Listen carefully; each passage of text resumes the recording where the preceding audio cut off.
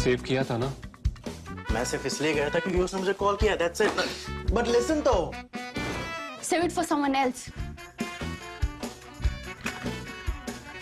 जिंदगी में सेव करना जरूरी है, मगर जब बात पैसों की हो, सिर्फ सेविंग से काम नहीं चलेगा। इक्विटी म्यूचुअल फंड्स में इन्वेस्ट कीजिए और अपने सेविंग्स को आगे बढ़ने का मौका दीजिए। Mutual fund investments are subject to market risks. Read all scheme-related documents carefully.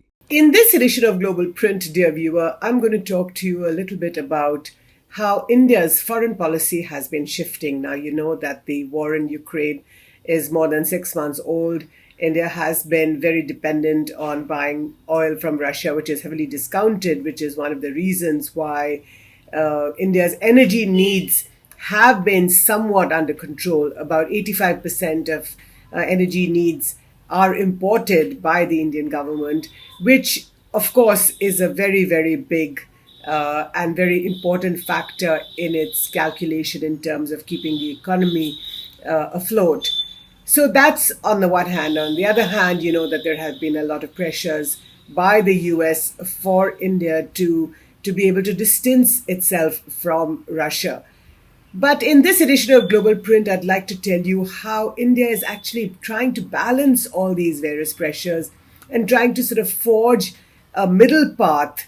And one of the ways that it's doing so, and in fact leading the message that it wants to put out to the world, is through the presidency of the G20 that it takes over on the 1st of December. So I'm going to try and weave all these varied strands together, and I hope that you will enjoy this video, dear viewer. But before that, I would like to appeal to you to subscribe to The Print. It's very little money, rupees 159 only.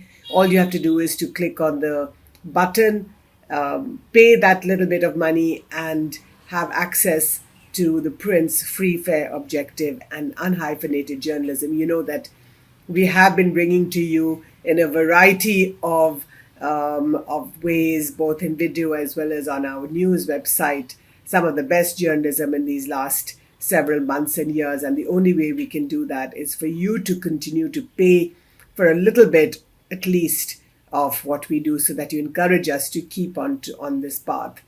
Now, back to my column Global Print this week, in which I start by saying that India will take over the presidency of the G20 on the 1st of December.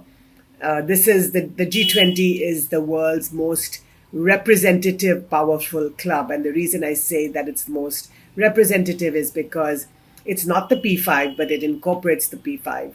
So basically you have all the 5 nations who are the members of the Security Council, which is the US, UK, France, Russia, and China.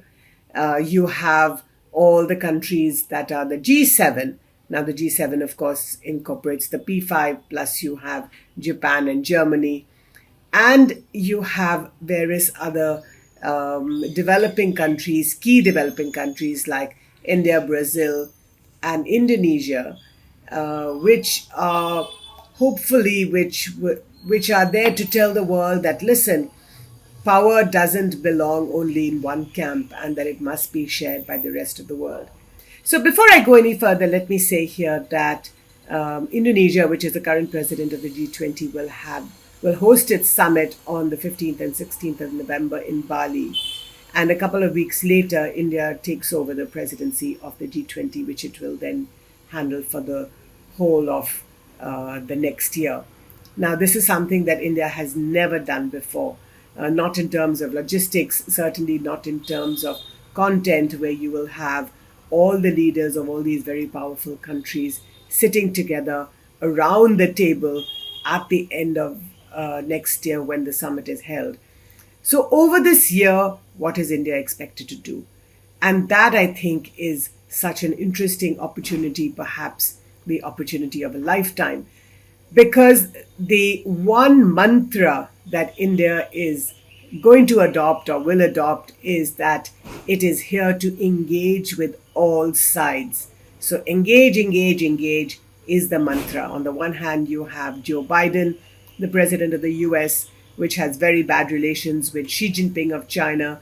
Now, Mr. Xi is likely to become an even more powerful leader, if that's possible, at the 20th Party Congress that takes place in Beijing in a few days' time. So over the year of the G-20 presidency, you have Joe Biden's increasingly deteriorating relationship with Xi Jinping of China. You have Russia. The US and Russia are at loggerheads over the war in Ukraine, of course. Russia and China, we know, are becoming closer and closer together. India has tried to play this middle role, abstaining sometimes on the war in Ukraine, but being very critical at other times. We know that Prime Minister Modi told the Russian president that there should be no war, but there should be dialogue. So this mantra of engagement and dialogue is going to be India's mantra over the next year as it tries to bring all these countries on the same table and urges them to talk to each other.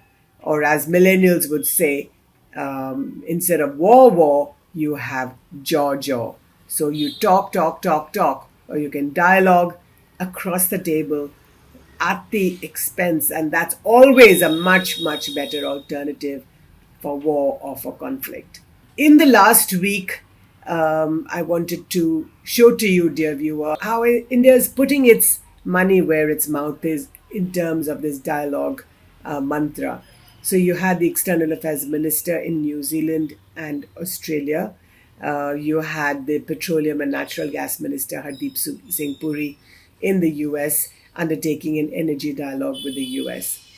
And both of them made statements which basically show to you that India, as is its wont and as has been its foreign policy from 1947 in various shades, doesn't really like to belong to either camp. So it doesn't want to be in the pro-US camp, or it doesn't want to be in the Russian camp, certainly not in the Chinese camp, but that it wants to basically demonstrate that it has its own unique, independent foreign policy, which of course is founded in its domestic policy. So you had Hardeep Singh Puri was asked by reporters in Washington, D.C., that there has been a lot of pressure on India not to buy oil from Russia. And he says, look, there's absolutely nobody has ever told me not to do this or not to do that.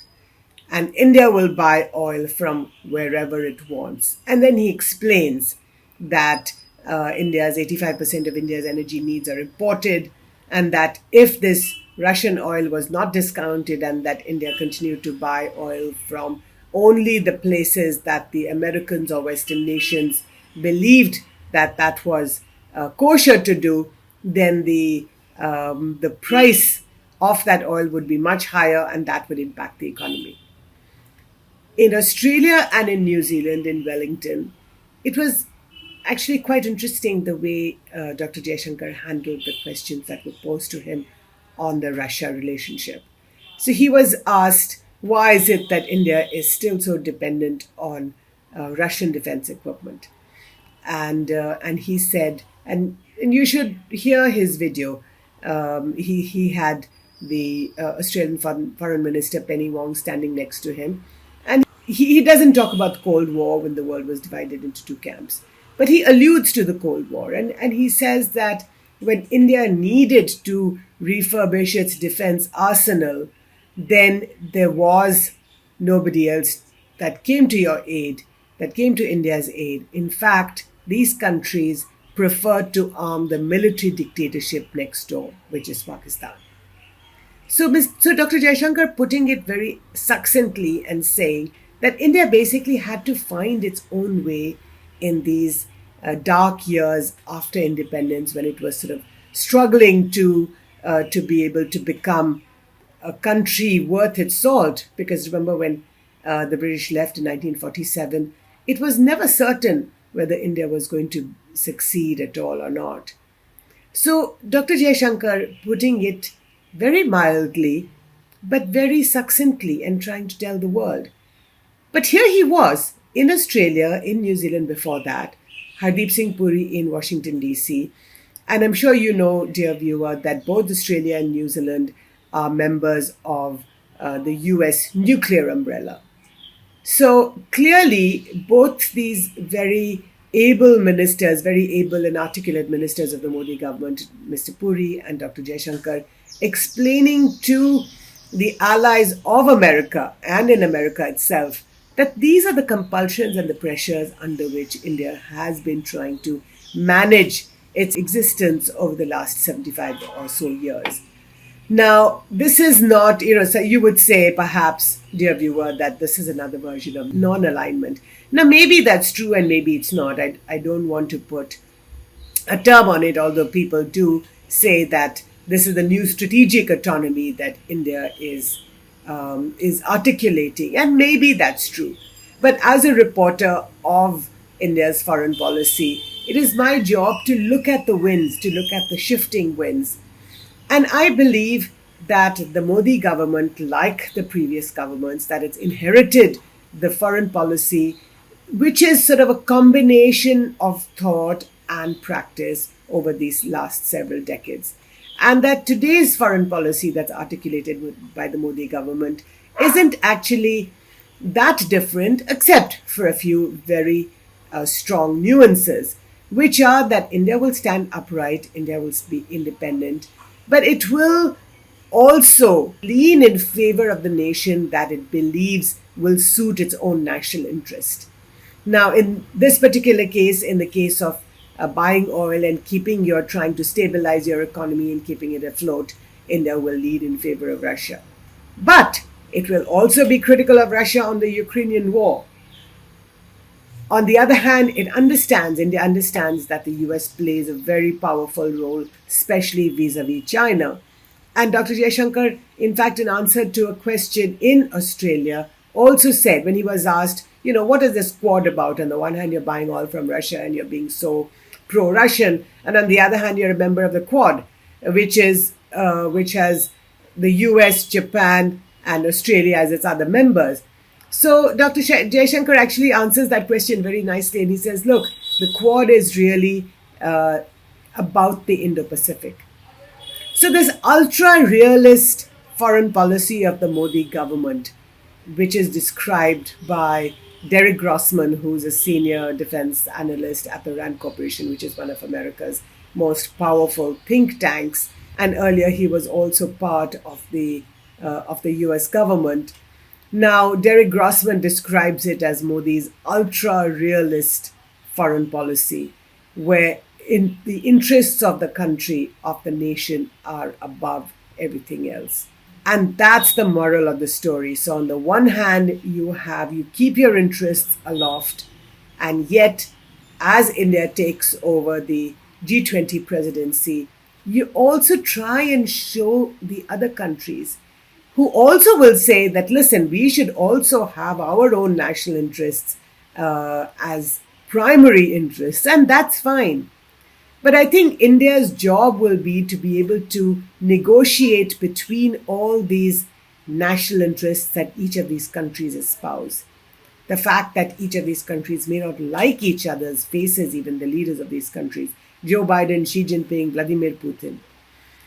So Prime Minister Modi's job will be, over the next year, will be to very skillfully negotiate the job of his ministers, of his government, of India's Ministry of External Affairs and the entire government, will be over the course of this 1 year as India holds the G20, will be to carefully negotiate, to skillfully circumvent all the shoals and all the obstacles, the challenges that are thrown in its face, and bring people together around the table so that people can talk to each other and not disengage, not stay away from each other, not war. This is the message of India, and this is the message that it will carry over the next year of the G20. I hope that you will respond to this video, dear viewer, after you have also subscribed to The Print, and that you will also read my column, Global Print, on The Print's website. Look forward to your comments. Thank you for watching.